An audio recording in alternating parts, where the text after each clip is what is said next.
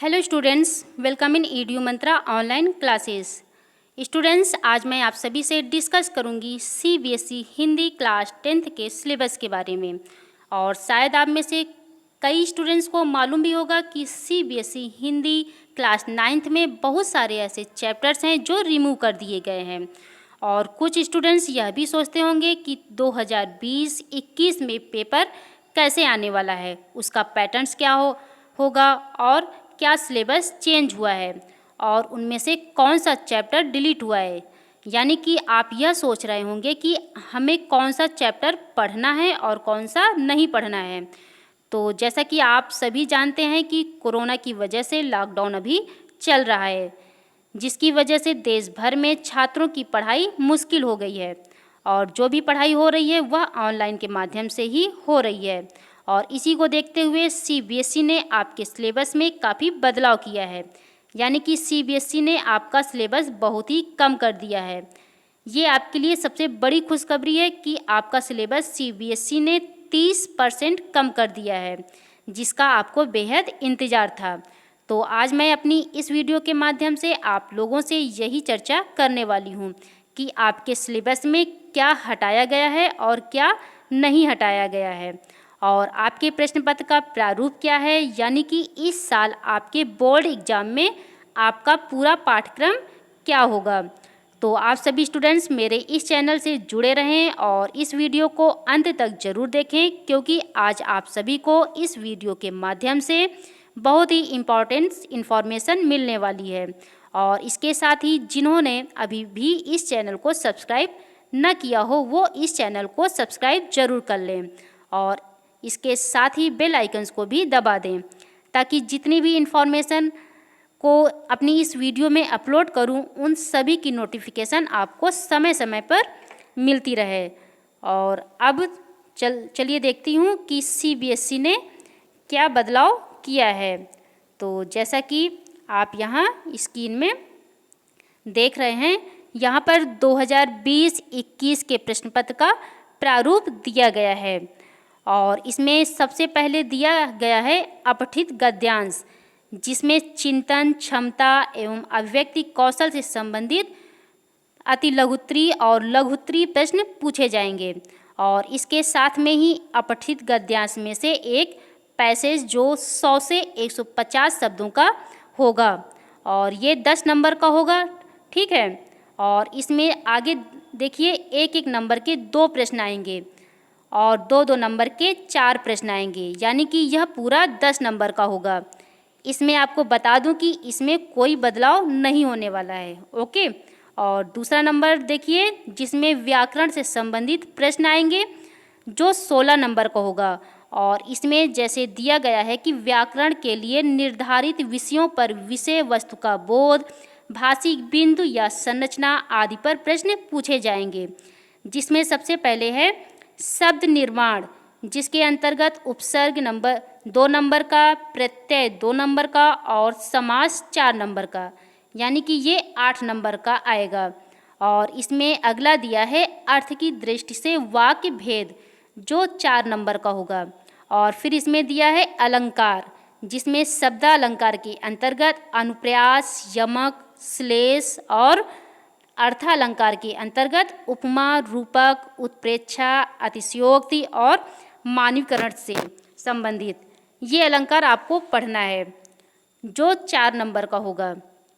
तो ये तो था व्याकरण से संबंधित प्रश्न पूछे जाने वाले। और मैं आपको बता दूं कि यदि आप इस चैनल से जुड़े रहते हैं तो इस चैनल के माध्यम से व्याकरण से संबंधित जितने भी प्रश्न आते हैं वो सारे प्रश्नों के उत्तर आपको इस वीडियो के माध्यम से इस चैनल में मिल जाएंगे।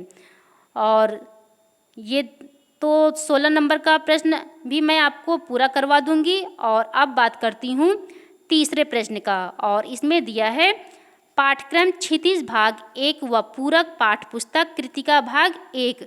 तो सबसे पहले क्षितिज भाग 1 में गद्य खंड की बात करती हूँ, जो 14 नंबर का है। और इसी में क्षितिज से निर्धारित पाठों में से गद्यांश के आधार पर विषय वस्तु का ज्ञान, बोध, अभिव्यक्ति आदि पर 3 प्रश्न पूछे जाएंगे, जो 2-2 नंबर के 3 प्रश्न होंगे, यानी कि ये 6 नंबर का होगा। और इसी गद्य खंड में अगला दिया है, क्षितिज से निर्धारित गद्य पाठों के आधार पर विद्यार्थियों की उच्च चिंतन क्षमताओं एवं अभिव्यक्ति का आकलन करने हेतु 4 प्रश्न पूछे जाएंगे। और इसमें भी 2-2 नंबर के 4 प्रश्न होंगे, यानी कि ये 8 नंबर का होगा। और अब दिया है इसमें काव्यखंड, और ये देखिए इसमें काव्यखंड में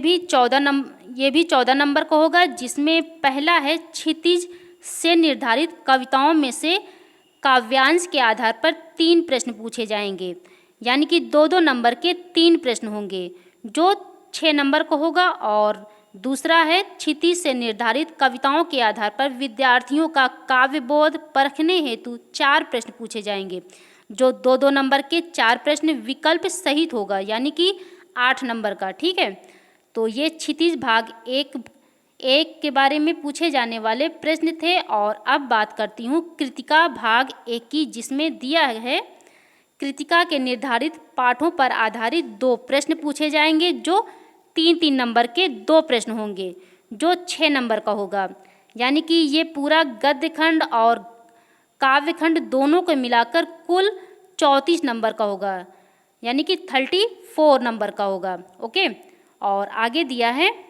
लेखन, जिसमें पहला दिया है विभिन्न विषयों और संदर्भों पर विद्यार्थियों के तर्क संगत विचार प्रकट करने की क्षमता को परखने के लिए संकेत बिंदुओं पर आधारित समसामयिक एवं व्यवहारिक जीवन से जुड़े हुए विषयों में से किन्हीं 3 विषयों पर 80 से 100 शब्दों में किसी एक विषय पर अनुच्छेद लिखना है, जो 5 नंबर का एक प्रश्न होगा। और इसमें अभिव्यक्ति की क्षमता पर केंद्रित औपचारिक अथवा अनौपचारिक विषयों में से किसी एक विषय पर पत्र, और ये भी 5 नंबर का होगा, यानी कि ये 5 नंबर का एक प्रश्न होगा। और किसी एक विषय पर संवाद लेखन आएगा 5 नंबर का। और ये देखिए आगे दिया है इसमें लघु कथा, और यहाँ आपको बता दूँ कि आपके सिलेबस में यह एक नया लेसन जोड़ा गया है, और ये भी 5 नंबर का ही आएगा, जो 100 से 120 शब्दों में लिखना है। और लघु कथा यानी कि शार्ट स्टोरी, जिसमें एक छोटी सी स्टोरी आपको तैयार करनी है। तो जैसा कि बता चुकी हूँ कि ये भी 5 नंबर का ही है, यानी कि ये 5, 5, 10 और 10, 10, 20, यानी कि ये 20 नंबर का होगा। इस तरह से देखा जाए तो यह पूरा 80 नंबर का पेपर आएगा। तो इसी प्रश्न पत्र के आधार पर ही आपको तैयारी करनी है, और यदि आपके सिलेबस में कोई और बदलाव होता है तो मैं आपको अपनी वीडियो के माध्यम से बताती रहूँगी। ठीक है, और इसके अलावा क्या नहीं पढ़ना है वो भी मैं आपको बता देती हूँ, लेकिन उसके पहले जैसा कि आप यहाँ स्क्रीन में ये देखिए, जैसा कि आप यहाँ पर स्क्रीन में देख रहे हैं, ये देखिए यहाँ क्लास 9th में, जैसा कि क्लास 9th में 2 बुक्स चलती हैं। पहली है क्षितिज भाग 1 NCERT नई दिल्ली द्वारा प्रकाशित नवीनतम संस्करण, और दूसरी है कृतिका भाग 1 NCERT नई दिल्ली द्वारा प्रकाशित नवीनतम संस्करण। तो ये 2 बुकें थी जो मैं आपकी जानकारी के लिए बता दी हूँ, क्योंकि बहुत से स्टूडेंट्स किताबों को लेकर ही परेशान रहते हैं। और अब मैं इन्हीं किताबों के आधार पर आपको बता देती हूँ कि आपको कौन सा चैप्टर पढ़ने हैं और कौन से नहीं पढ़ने हैं। तो यहाँ जैसा कि यहाँ पर भी आप देख रहे हैं, ये देखिए स्क्रीन में यहाँ पर दिया गया है निर्धारित पुस्तकें, और जैसा कि इसमें दिया गया है कि आपके पाठ्यक्रम में निम्नलिखित पाठ जो कोरोना की वजह से आपके सिलेबस से इस साल हटा दिए गए हैं, और वो कौन कौन से चैप्टर्स हैं जो हटाए गए हैं। तो सबसे पहले बात करती हूँ आपकी पहली पुस्तक क्षितिज भाग 1, जिसमें 2 खंड हैं। पहला है काव्यखंड और दूसरा है गद्यखंड। तो पहले काव्यखंड के बारे में, जैसा कि इसमें कबीर द्वारा रचित साखियाँ व शबद पाठ से शब्द दूसरा नहीं आएगा, ये डिलीट कर दिया गया है, यानी कि हटा दिया गया है। आपको बता दूं कि यह पिछले साल भी डिलीट था और इस साल भी डिलीट है। और दूसरा दिया है सुमित्रा नंदन पंत की कविता ग्राम श्री, जो पिछले साल हटाया गया था और इस साल भी हटाया गया है। और अगला है केदारनाथ अग्रवाल की कविता चंद्र गहना से लौटती बेर, ये भी हटा दिया गया है। और आगे है सर्वेश्वर दयाल सक्सेना की कविता मेघ आए, हटाया गया है।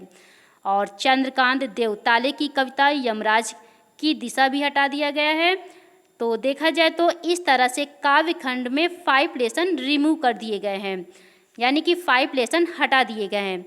तो कुल 9 लेसन ही आपको सिर्फ 4 यानी कि 9 लेसन में आपको सिर्फ 4 लेसन ही पढ़ने हैं। और अब बात करती हूँ गद्य खंड की। तो गद्य खंड में जैसा कि इसमें आप देख रहे हैं, एक तो है श्यामाचरण दुबे का उपभोक्तावाद की संस्कृति, दूसरी है चपला देवी पाठ का नाना साहब की पुत्री देवी मैना को भस्म कर दिया गया है। और तीसरा है महादेवी वर्मा जी का मेरे बचपन के दिन। और अगला है हजारी प्रसाद द्विवेदी पाठ का एक कुत्ता और एक मैना। तो ये 4 लेसन गद्य खंड में हटा दिए गए हैं, यानी कि देखा जाए तो काफ़ी सिलेबस हटा दिए गए हैं।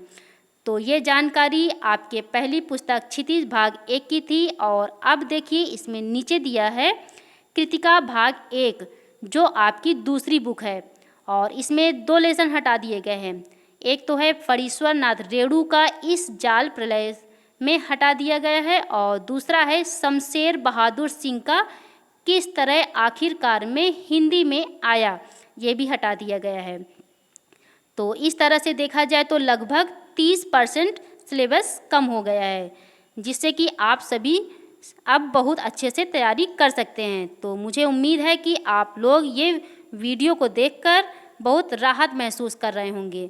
तो स्टूडेंट्स, आप कमेंट्स में हमें ज़रूर लिखकर बताइएगा कि आपको ये जानकारी सुनने के बाद कैसा अनुभव कर रहे हैं। और मैं चाहूँगी कि यदि आप सभी को मेरी आज की यह वीडियो अच्छी लगी है तो आप इसे लाइक करें और अपने दोस्तों को भी शेयर करें। और यदि अभी तक सब्सक्राइब ना किया हो तो इसे सब्सक्राइब जरूर कर लें और साथ ही बेल आइकन्स को भी क्लिक करें, ताकि मैं अपनी आगे की जितनी भी वीडियो को अपलोड करूं उसकी भी नोटिफिकेशन आप सभी को मिलती रहे। तो स्टूडेंट्स, तो अब मैं अपनी वीडियो को यहीं समाप्त करती हूं। Thank you.